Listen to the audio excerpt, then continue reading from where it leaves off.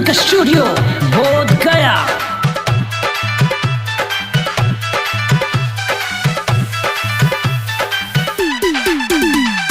माई बोले हा बेटा आ जाई हा तू दूर से, जवान कहे भाई तू करी है जरूर से। चली हा माई बाप के लूर से, चली हा माई बाप के लूर से, चली हा माई बाप के लूर से, चली हा माई बाप के लूर से।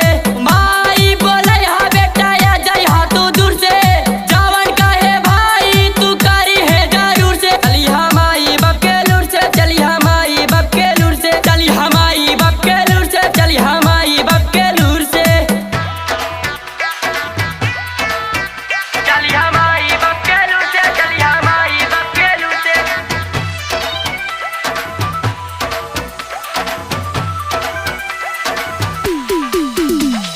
पिता होला बाप माता होला माई, तोहरा के बसले भाई दूधावा पिलाई, तोहरा के बसले भाई दूधावा पिलाई।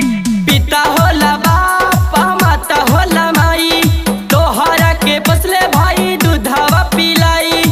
इन्ना गाना दुख दिया लाठी के साहुर से, इन्ना गाना दुख दिया लाठी के साहुर से। चली हमारी बाप के लूर से, चली हमारी बाप के लूर से, चली हमारी बाप के लूर से, चली हमारी बाप के लूर से।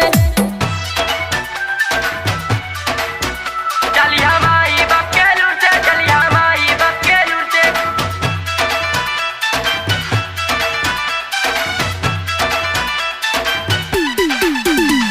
सुनील और राजू कहेले समझाई, ये बाप माँ के साथ नहीं छोड़ी आए भाई, ये बाप माँ के साथ नहीं छोड़ी आए भाई। सुनील और राजू कहेले समझाई, ये बाप माँ के साथ नहीं छोड़ी